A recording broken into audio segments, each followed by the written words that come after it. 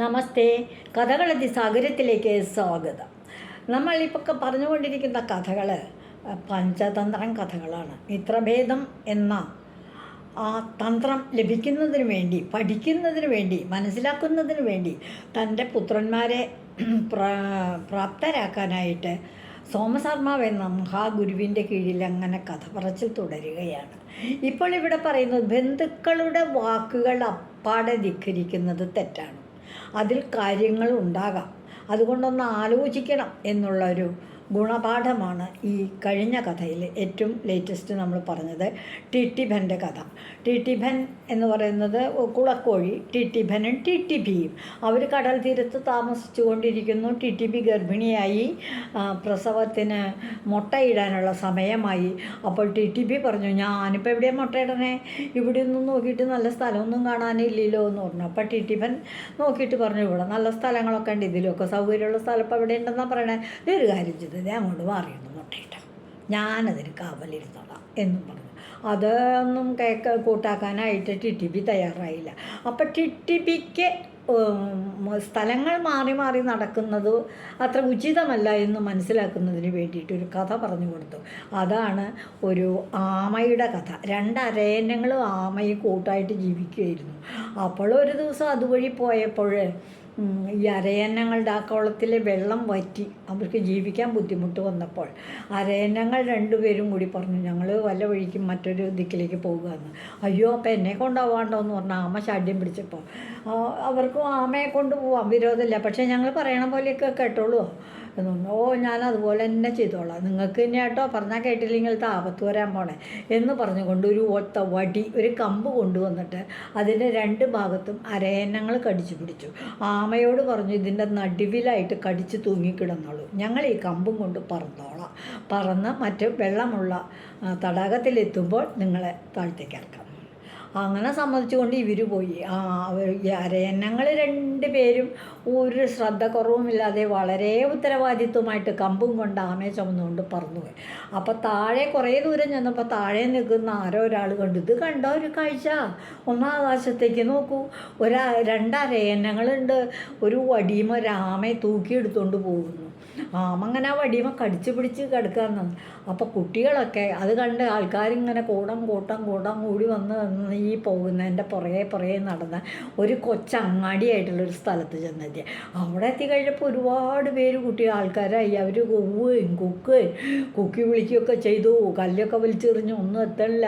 അരയന്നങ്ങൾ ഒരു ശ്രദ്ധയും മാറാതെ കണ്ട് ഇതൊന്നും ശ്രദ്ധിക്കാത്തത് കൊണ്ട് തങ്ങളുടെ ഉത്തരവാദിത്വമായിട്ട് ആമയെ എടുത്തുകൊണ്ട് ചുമന്നുകൊണ്ട് അങ്ങ് പറക്കുക.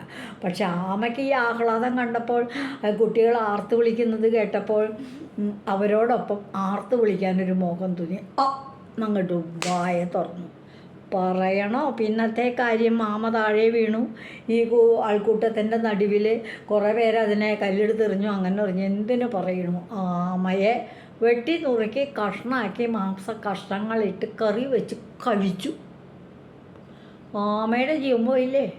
മറ്റൊരു സ്ഥലത്തേക്ക് പറഞ്ഞിട്ട് ഇവർ അരയന്നങ്ങൾ പറഞ്ഞതുപോലെ കേൾക്കാത്തതുകൊണ്ട് സ്വന്തക്കാരെ പോലെ ജീവിച്ചിരുന്നവരല്ലേ എന്ന് പറഞ്ഞപ്പോഴും ടിറ്റിപ്പിക്കൊരു വിശ്വാസക്കുറവ്. ഈ കഥ ടിറ്റിപ്പം പറഞ്ഞ കഥയാണ്.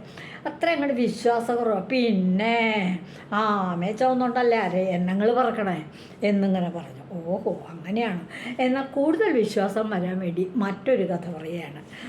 ടിറ്റിഭൻ ടിറ്റിബിയോട് കൂടുതൽ വിശ്വാസം, ബന്ധുക്കൾ പറയുന്നത്, സുഹൃത്തുക്കൾ പറയുന്നതിലും നന്മയുണ്ട്, അവരെയും വിശ്വസിക്കണം എന്ന ഗുണപാഠം മനസ്സിലാക്കി കൊടുക്കാൻ വേണ്ടി പറയുന്ന കഥയാണ് ഞാൻ ഇപ്പോൾ പറയാൻ പോകുന്നത്. ടിറ്റിപ്പൻ പറയാണ്, ഒരു തടാകത്തിൽ 3 മത്സ്യങ്ങൾ, ചെറിയ മത്സ്യമൊന്നല്ല കേട്ടോ, വലിയ മത്സ്യങ്ങൾ, ധാരാളം ചെറുതരം പല പല പല പല മത്സ്യങ്ങളുണ്ട്. അവർക്ക് എല്ലാവരുടെയും രക്ഷാധികാരിയായിട്ട് 3 മത്സ്യങ്ങളിങ്ങനെ നിൽക്കുകയാണ്. ഒരു പെൺമത്സ്യം, 2 ആൺമത്സ്യം. ആ ഓരോ മത്സ്യങ്ങൾ, ഈ 3 മത്സ്യങ്ങൾക്ക് ഓരോ പേരുണ്ട്. അനാഗത വിധാതാവ് ഒരു മത്സ്യത്തിൻ്റെ പേര്, വലിയ മത്സ്യമാണ് കേട്ടോ, അനാഗത വിധാതാവ്. മറ്റൊരു മത്സ്യത്തിൻ്റെ പേര് പ്രത്യുൽപ്പന്നമതി. ഇങ്ങനെയൊക്കെ മത്സ്യങ്ങൾക്ക് പേരുണ്ടോ എന്ന് വിശ്വസിക്കുമോ? പക്ഷേ പറഞ്ഞിട്ടുണ്ട്, ഗുരുദേവൻ മഹാഗുരു പറഞ്ഞു കൊടുത്തത് അനാഗത വിധാതാവ്, പ്രത്യുൽപ്പന്നമതി, പിന്നെയോ യൽ ഭവിഷ്യൻ 3 മത്സ്യങ്ങൾ. അവർ നല്ല തണ്ടും തടിയുണ്ട്, നല്ല കൊഴുത്ത് തടിച്ച് നല്ല മാംസളമായ ശരീരത്തോടു കൂടി മതിച്ചു മലമറിഞ്ഞല്ലേ ആ തടാകത്തിൽ താമസിക്കുന്നത്. അങ്ങനെ ജീവിച്ചുകൊണ്ടിരിക്കുക എത്ര നാൾ, വർഷങ്ങളായിട്ട്. അങ്ങനെ ഇരിക്കെ ഒരു ദിവസം മുക്കുവന്മാർ അതുവഴി പോയി. അപ്പോൾ അവരുടെ കയ്യിൽ വലയും കാര്യങ്ങളൊക്കെ ഉണ്ട്. വലയിട്ട് മീൻ പിടിക്കുന്നവരാണല്ലോ മുക്കുവന്മാർ. അവരെങ്ങനെ നോക്കിയിട്ട് എന്ത് പറഞ്ഞു എന്നറിയാമോ? ഈ തടാകത്തിൽ ധാരാളം മത്സ്യങ്ങളുണ്ടല്ലോ, നമുക്ക് സൗകര്യം പോലെ പിടിച്ചുകൊണ്ട് പോകാം. പക്ഷെ ഒരു കാര്യമാണ്, വെള്ളവും കുറവുള്ളൂ. നമ്മുടെ സൗകര്യം പോലെ 2 ദിവസം കഴിയട്ടെ. നമ്മളിപ്പോൾ പിടിച്ചുകൊണ്ടിരിക്കുന്ന തടാകത്തിലെ മത്സ്യങ്ങളൊക്കെ കഴിയുമ്പോൾ നമുക്ക് ഇവിടെ വന്നും മത്സ്യം പിടിക്കാം. ഈ പറയുന്നത് ഈ മുക്കുവന്മാർ ഇങ്ങനെ വെള്ളമാണെങ്കിൽ അധികമില്ല, നല്ല മത്സ്യങ്ങൾ ധാരാളം ഉണ്ട് താനും. നമുക്ക് അടുത്ത നമ്മുടെ തടാകം, നമ്മളുടെ മത്സ്യം പിടിക്കാനുള്ള സ്ഥലം ഈ തടാകമായിട്ട് അങ്ങോട്ട് തീരുമാനിക്കാം എന്ന് ഇത് മുക്കുവന്മാർ തമ്മിൽ ഇപ്പോൾ അവർ രണ്ടാളും നടന്നേ. 2 പേരും കൂടി പറയണത് അനാഗതൻ എന്ന മത്സ്യം കേട്ടു. അനാഗതൻ കേട്ട വഴിക്ക് പേടിച്ചു. ഇതിൽ വെള്ളം കുറവാണ്, മത്സ്യങ്ങളെ പിടിക്കാൻ മുക്കുവന്മാർ വരുന്നു. സാധാരണഗതിയിൽ വലിയ മത്സ്യങ്ങളെ ആദ്യം അങ്ങോട്ട് പിടിക്കാൻ നിൽക്കും. കാരണം നല്ല വില കിട്ടണതല്ലേ വലിയ വലിയ മത്സ്യങ്ങൾക്ക്. അപ്പോൾ തങ്ങളുടെ കാര്യം, തങ്ങൾ 3 പേരുണ്ട്, അനാഗതനും ഉണ്ട്, ഞാനുണ്ട് അനാഗതൻ, പിന്നെ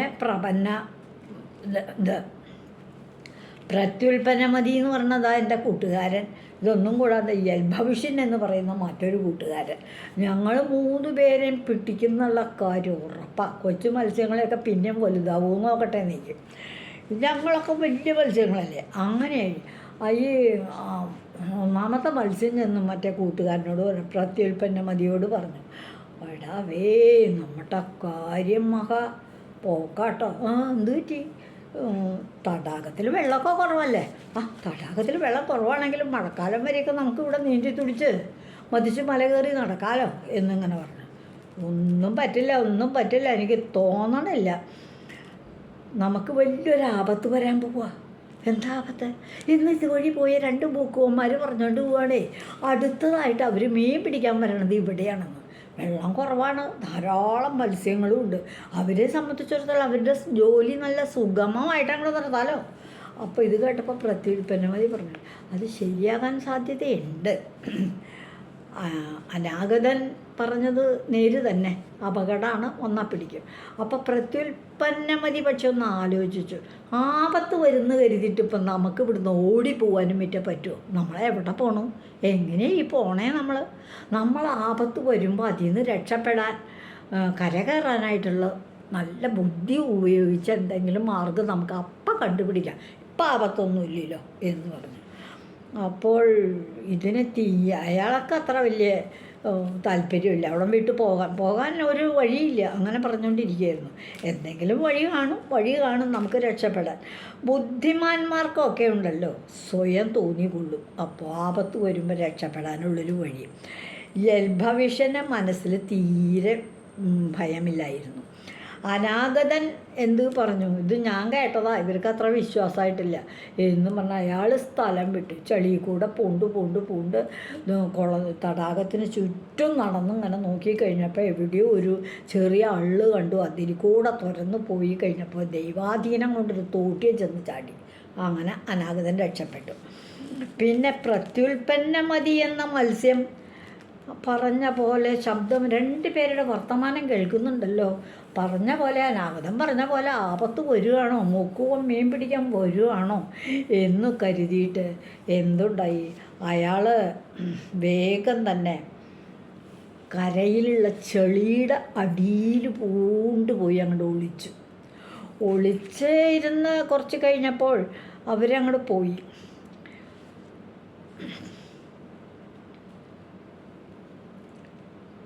ചളിയിൽ പൂണ്ട് അങ്ങനെ പോയപ്പോൾ, പണ്ട് അനാഗതം പോയ പോലെ തന്നെ ഈ ചളി ചെന്നും ഇങ്ങനെ പതുക്കെ ചെന്ന് ചേരുന്ന വേറെ തൊട്ടിലേക്ക്. അങ്ങനെ അയാളും രക്ഷപ്പെട്ടു.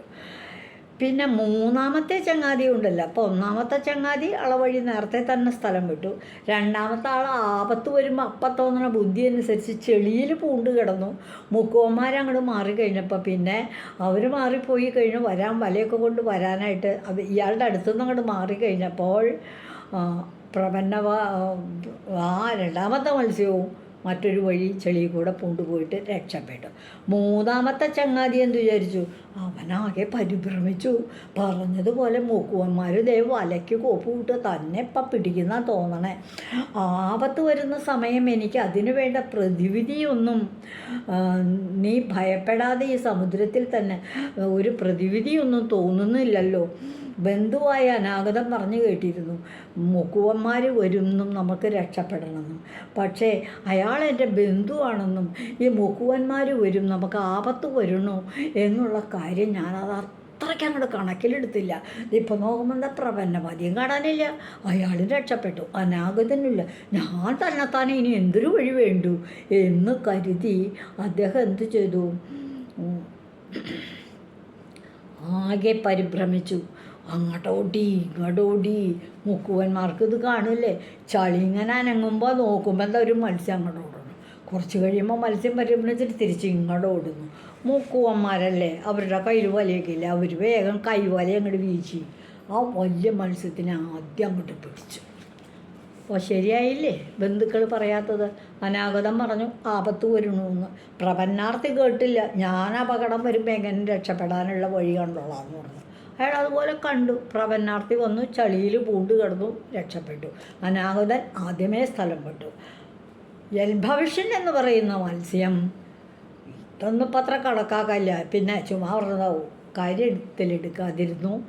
പറഞ്ഞതുപോലെ മൂക്കുവൻ വന്നു, അയാൾ ആപത്തിൽ പെടുകയും ചെയ്തു. ആ മത്സ്യത്തെ അവർ പിടിച്ചു. പിന്നെ പറയണ്ടല്ലോ, മുക്കുവന്മാർ മത്സ്യത്തെ പിടിച്ച് എന്തു ചെയ്യും?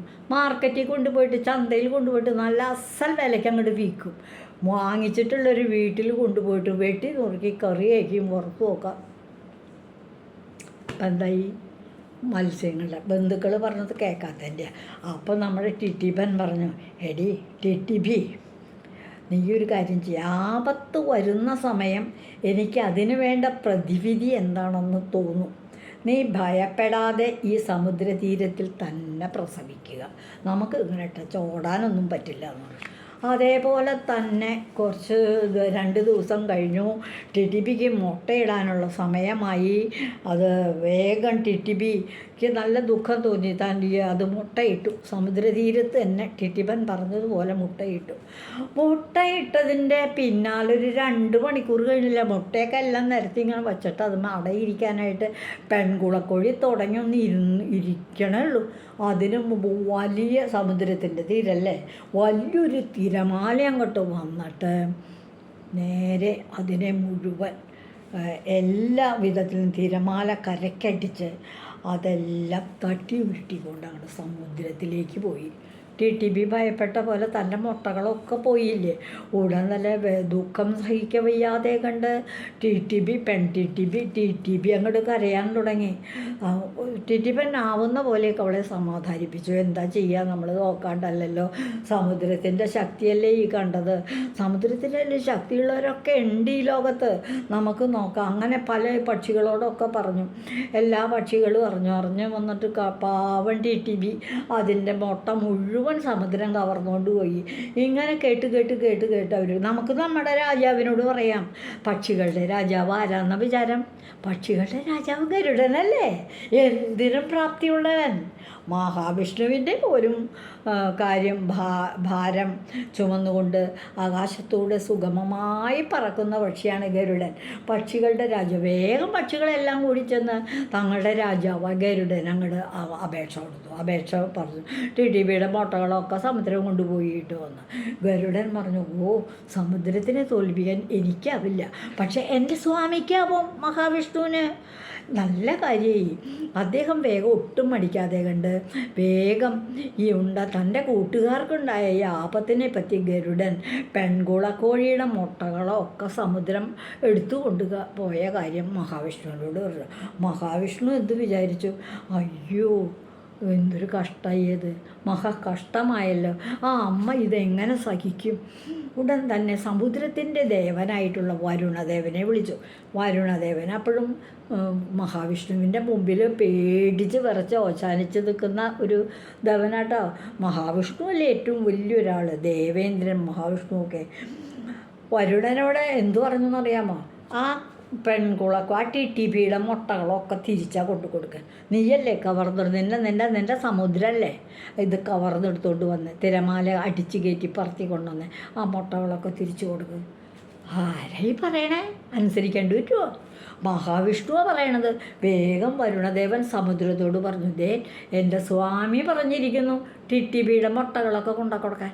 വേഗം കൊണ്ടു കൊടുക്കുക. അടുത്ത തിരക്ക് എല്ലാ മുട്ടകളെയും കരയ്ക്ക് എത്തിച്ചേക്കണം. അതുപോലെ പേടിച്ച് വരുണദേവൻ പറഞ്ഞാൽ പിന്നെ സമുദ്രത്തിനെ അനുസരിക്കാതെ നിവൃത്തിയില്ല. ഉടൻ തന്നെ സമുദ്രം അടുത്ത് സ്വരുക്കൂട്ടി വലിയൊരു തിരമാല ഉണ്ടാക്കി മുട്ടകളെല്ലാം അതിലൂടെ അടിച്ച് കരയിൽ കയറ്റി. ടിടിപി എവിടെയാണോ മുട്ടയിട്ട് വെച്ചേ അവിടെ തന്നെ മുട്ടയൊക്കെ കൊണ്ടുപോയി നിരത്തി വെച്ച് ഇങ്ങോട്ട് കീഴ്പോട്ടേക്ക് പതുക്കെ വെള്ളം വാർന്നു പോകും.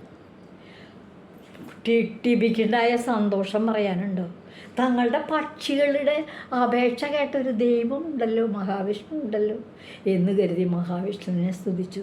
ടിടിബനും സ്തുതിച്ചു, പക്ഷികളൊക്കെ സ്തുതിച്ചു. ഗരുഡ ഭഗവാനും സന്തോഷമായി.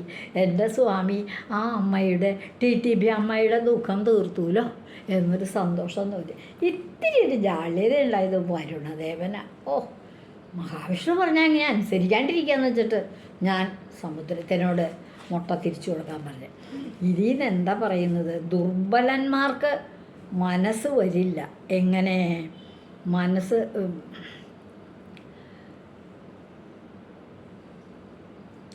പരാക്രമികളായ ശത്രുക്കളോട് എതിരിടാൻ. ഇവിടെ പരാക്രമിയായ മഹാവിഷ്ണുവിനോട് എതിരിടണമെങ്കിൽ എതിരിടാൻ ദുർബലന്മാർക്ക് മനസ്സ് വരില്ല.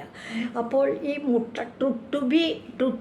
ടുട്ടുഭനും വളരെ ശക്തി കുറഞ്ഞവരാണ്. അവർക്ക് ശത്രുക്കളായി ഇവിടെ വന്നത് മഹാസമുദ്രമാണ്. ഇവർക്ക് നേരിട്ട് സമുദ്രത്തോടെ എതിരിടാൻ പറ്റില്ലല്ലോ. അതുകൊണ്ട് അവരെല്ലാവരും കൂട്ടമായിട്ട് അതിനു മുകളിൽ പറയാവുന്ന ആളെ പിടിച്ചു. ഇതിൽ നമ്മൾ പഠിക്കേണ്ട ഗുണപാഠം എന്താണ്? ദുർബലന്മാർക്ക് ഒരിക്കലും ശത്രുക്കളോടങ്ങോട്ട് നേരെ തങ്ങൾക്ക് ബലക്കുറവാണ്, തങ്ങൾ തോറ്റുപോകും, തങ്ങളുടെ ജന്മം പോവും എന്നുള്ള ഭയമുള്ളത് കൊണ്ട് എതിരിടുവാൻ ധൈര്യപ്പെടില്ല. ഒരു രാജാവും അങ്ങനെ വേണം. തന്നേക്കാൾ കരുത്തരായ രാജാക്കന്മാരുടെ എതിരിടാൻ നിൽക്കരുത്. അവരുടെ പടയാളികൾ നമ്മുടെ രാജ്യം കൂടെ നശിപ്പിക്കും. അതുകൊണ്ട് പ്രിയപ്പെട്ട രാജകുമാരന്മാർക്ക് ദുർബലന്മാർ ശത്രുക്കളെ നേരിടാൻ ശ്രദ്ധിക്കണം എന്നുള്ള തന്ത്രം പറഞ്ഞ് മനസ്സിലാക്കി കൊടുക്കാനായിട്ട് മഹാഗുരുവിന് സാധിച്ചു. ഇതാണ് ഇന്നത്തെ കഥ, പഞ്ചതന്ത്രം കഥ. ഈ കഥ നിങ്ങൾ കുട്ടികൾക്ക് പറഞ്ഞു കൊടുക്കൂ.